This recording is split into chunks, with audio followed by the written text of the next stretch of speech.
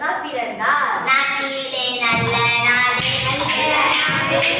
நாடர்கள் புகழும் நாடே கோடை நாளை பொழியும் நாடே மாதம் மூன்று மழை பொழியும் கோடை நாளை பொழியும் நாடே வருடம் மூன்று நெல்லிலையோ கோடை கொண்டு மலையடிப்பான்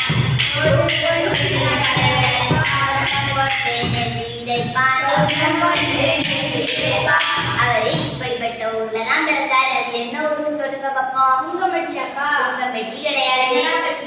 வெங்கடாம்பட்டியும் இல்ல.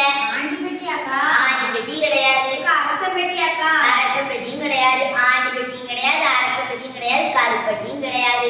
அது ராமநாதபுரம் மாவட்டத்தில் உள்ள விருதுபட்டி. விருதுபட்டி என்ற ஊரில் குமாரசாமி நாடாருக்கும் சிவகாமி அம்மாளுக்கும் காமராஜர் 1903ஆம் ஆண்டு ஜூலை மாதம் 15ஆம் தேதி மகனாக பிறந்தார். அது மட்டுமா, விருதுபட்டி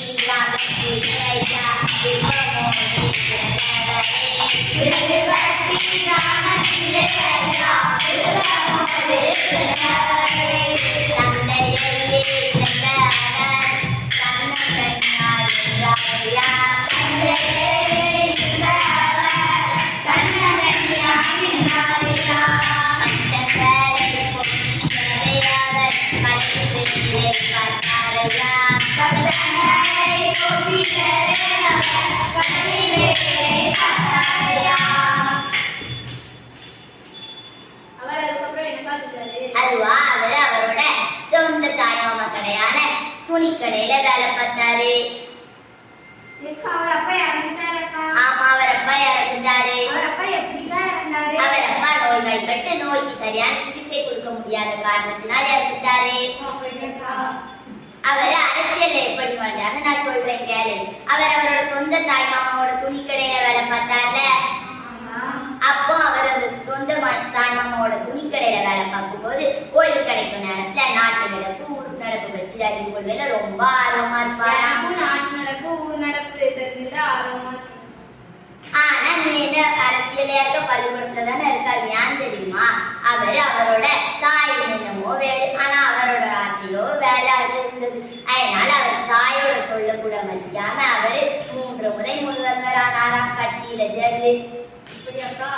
அவர் 3 முறை முதல்வராகும் போது 1ஆம் முதல் முறை முதல்வராக ஆகும்போது காமராஜர் 6000 பள்ளிக்கூடங்கள் மூடப்பட்டிருந்தனையாம். அவை அனைத்தையும் திறக்க உடனடியாக ஆணையிட்டாராம்.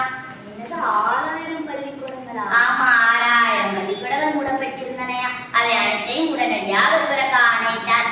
ஒரு நாடு சிறந்து விளங்க வேண்டுமாய் அந்நாட்டில் உள்ள படிப்பறிவு உள்ளவர்கள் நிறைய இருக்க வேண்டும் அப்படின்னு சொல்லிட்டு 6000 பள்ளிக்கூடங்களை திறந்து பள்ளிகள் இல்லாத கிராமங்களில் பள்ளிக்கூடங்களையும் திறக்க ஆணையிட்டாராம்.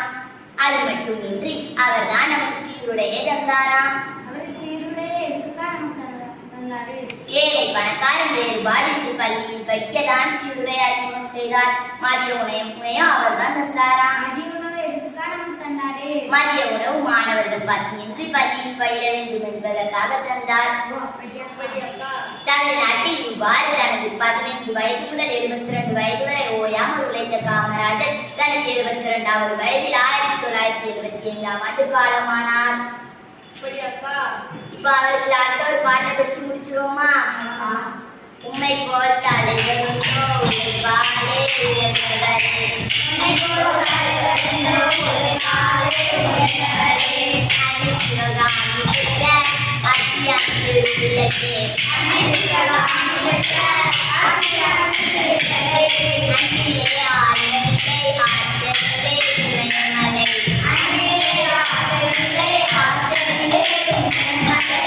எத்தனையோ தலைவர் உண்டு ஆனாலும் எத்தனையோ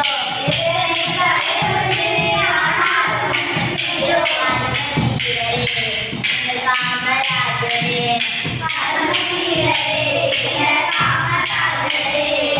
அது மட்டும் உயரமில்ல ஆளுமையும் உயரமில்ல, அது மட்டும் உயரமில்ல ஆளுமையும்